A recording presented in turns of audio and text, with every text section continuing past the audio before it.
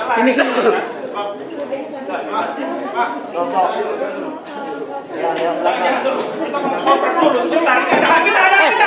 Jangan tarik kayak gitu. Joli Mamat. Oh begini ya.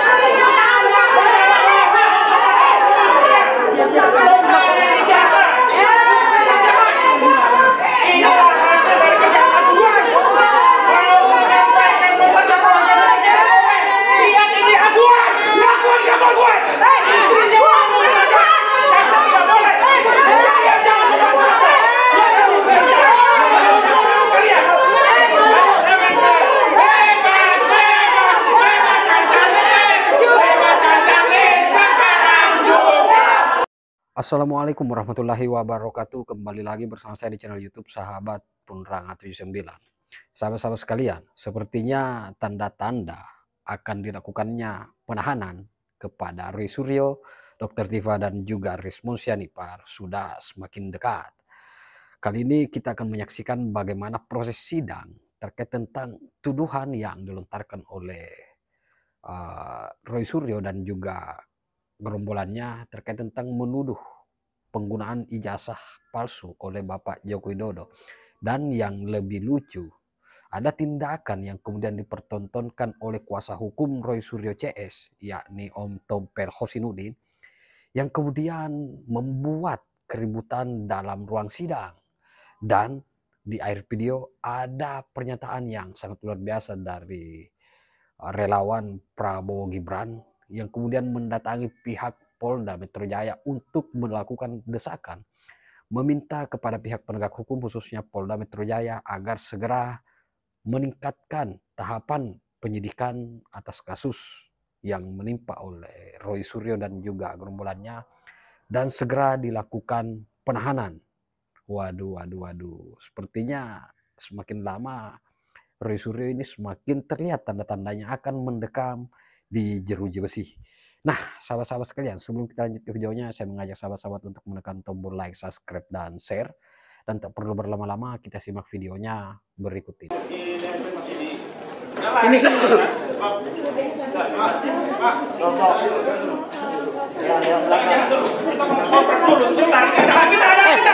Jangan tarik kayak gitu. Joli Mamat. Oh begini ya.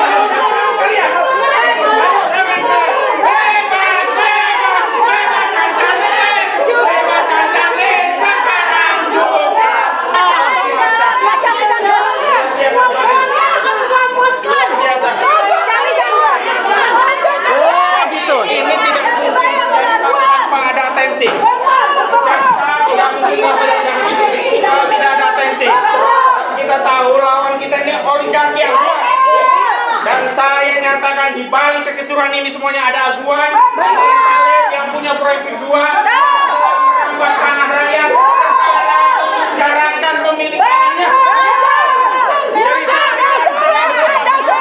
Saksi seolah-olah ya ini saksi akan dijadikan tersangka. Nah, itu yang kemudian pesan yang diterima oleh masyarakat ini jangan-jangan ya memang bukan tindakan penegakan hukum dan ini makin mengkonfirmasi ada kriminalisasi dalam kasus ijazah palsu Saudara Joko Widodo. Apa itu kriminalisasi? Yakni satu peristiwa yang sebenarnya bukan kejahatan, yakni peristiwa kemerdekaan berpendapat, bahkan pendapat yang berdasarkan ya intelektual yang dikaji secara ilmiah itu dipaksakan seolah-olah menjadi kejahatan. Dan kemarin di Jogja kita juga sudah komplain ada tindakan-tindakan kemerdekaan berserikat berkumpul dan menyampaikan pendapat yang diberangus dengan cara-cara yang tidak manusiawi, katrok ya, cara-cara yang apa itu deso, cara-cara yang tidak intelektual. Harusnya buku dilawan dengan buku. Saya ingatkan kepada negara ini sudah ada 2 anak bangsa yang menjadi korban karena buku. Jadi Jokowi Undercover 2. Jangan sampai ya buku yang harusnya dijawab secara ilmiah, yang Pak Roy Suryo, ya Pak Rismon Syarifat dan Dr. Tifa membuat buku judulnya apa? Jokowi's White Paper. Itu ilmiah, kaji. Kalau memang nggak siap dengan beda pendapat, keluar dari republik ini. Karena konstitusi di republik ini menyatakan berpendapat itu adalah hak konstitusional, dan memang dalam konteks berpendapat itu tidak mungkin sama, ada perbedaan. Dan kalaupun ada kesalahan berpendapat, itu juga bukan kejahatan.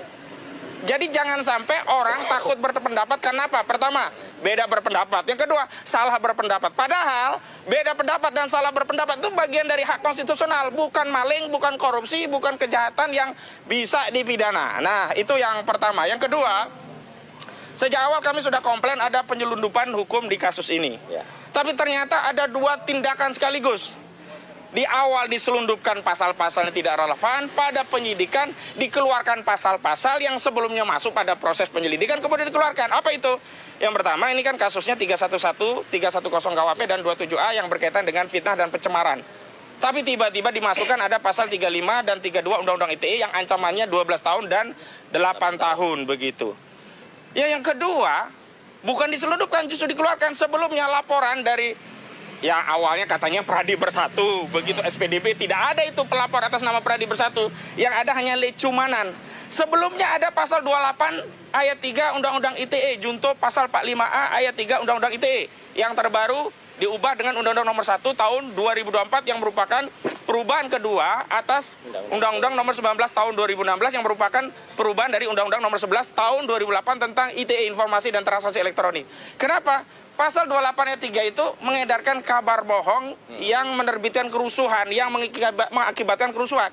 Ternyata yang bohong itu justru Pradi Bersatu. Sebelumnya kalau wawancara kemana-mana, dia katakan Pradi Bersatu melaporkan, Pradi Bersatu melaporkan. Ternyata setelah SPDP tidak ada pelapor atas nama Pradi Bersatu. Begitu kami kritik ini ada kebohongan, pasal 28 ayat 3 tentang pasal kebohongan ini hilang. Panggilan polisi hari ini tidak ada pasal 28 ayat 3. Jadi seenak-enaknya penyidik menyelundupkan pasal, masukin pasal, seenak-enaknya penyidik mengeluarkan pasal yang sebelumnya ada. Lalu negara ini di mana kepastian hukumnya? Jadi nggak boleh semau-maunya pasal dimasukin, pasal dikeluarin. Kalau memang konsisten ada pasal 28 ayat 3, kenapa hilang di proses penyidikan? Nanti dalihnya itu kan kewenangan penyidik.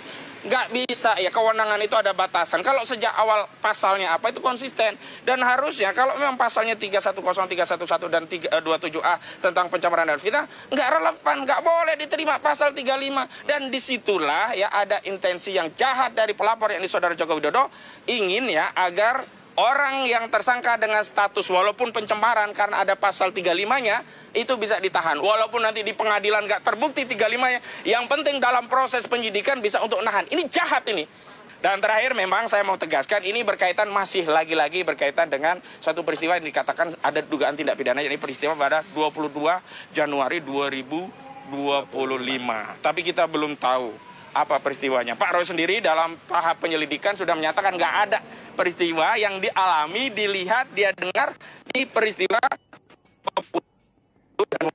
Kita menghormati panggilan penyidikan.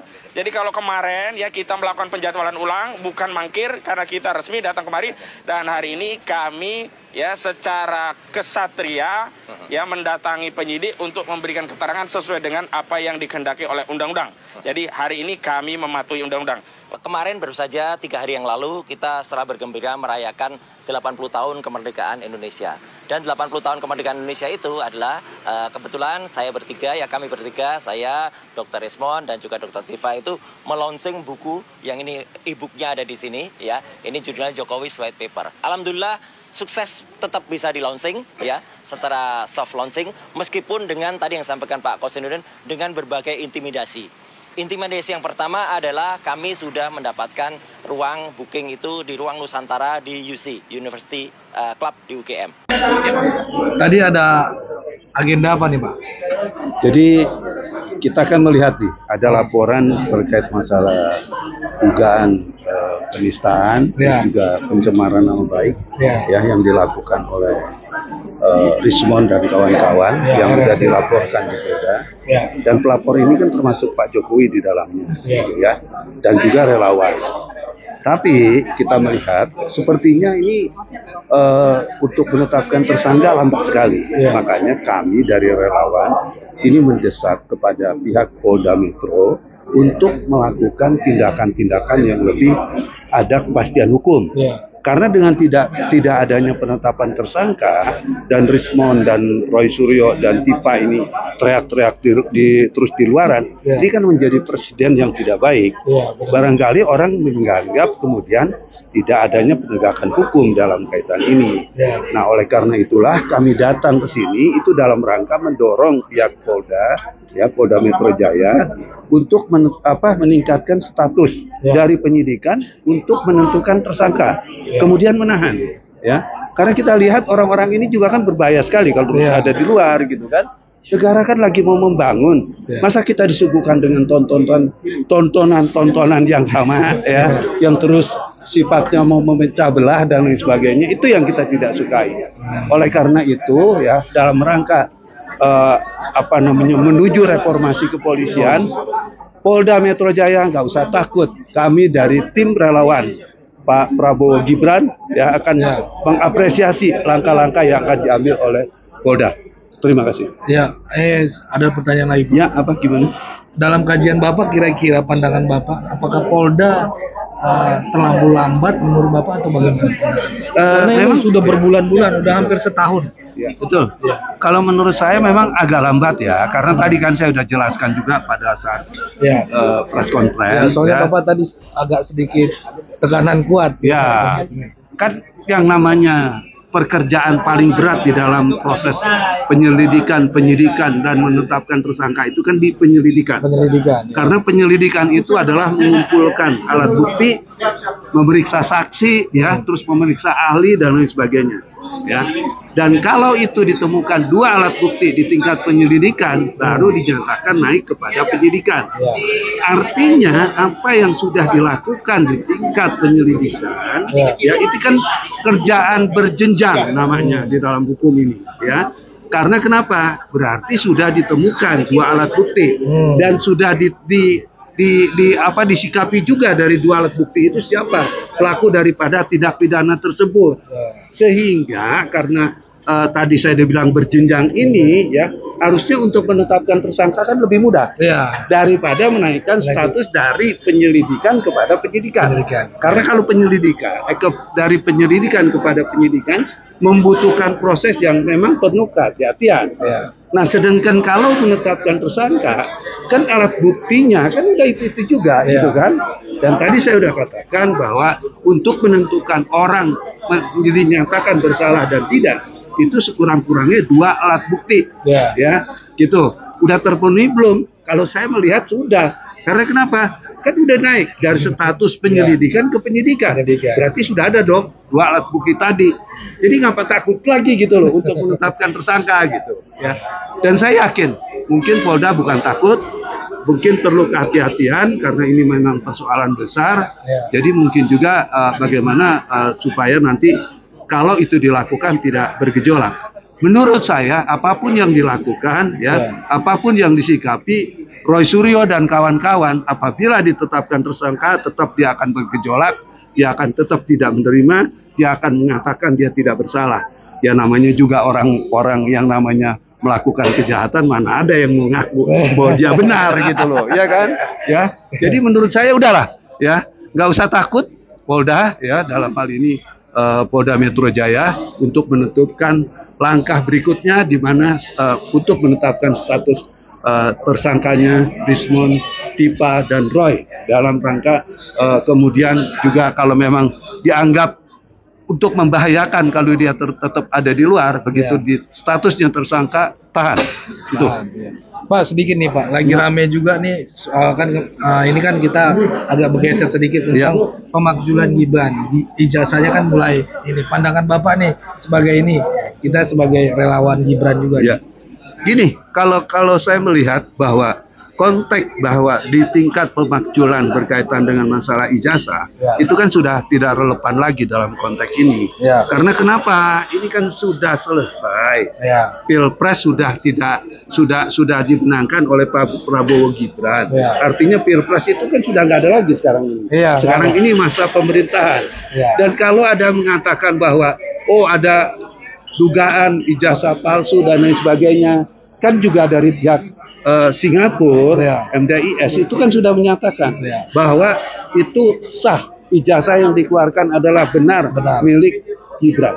Jadi apalagi yang menurut saya, ya Mendikbud juga Kementerian juga sudah menyatakan bahwa itu sah ijazah itu. Siapa lagi yang diragukan? Kan saya dibilang kalau kita mengandalkan Roy dan kawan-kawan, ya itu kan biasa, selalu memaksakan kehendak. Padahal negara kita adalah negara hukum, yang dimana untuk menentukan orang bersalah dan tidak itu berdasarkan hukum, bukannya berdasarkan pendapat orang per orang, ya itu. Jadi menurut saya itu tidak sah, ide permakjulan, karena ide permakjulan itu tidak memenuhi standar hukum yang berlaku dalam konteks bagaimana permakjulan itu harus dilakukan. Gitu. Siap, terima kasih Pak.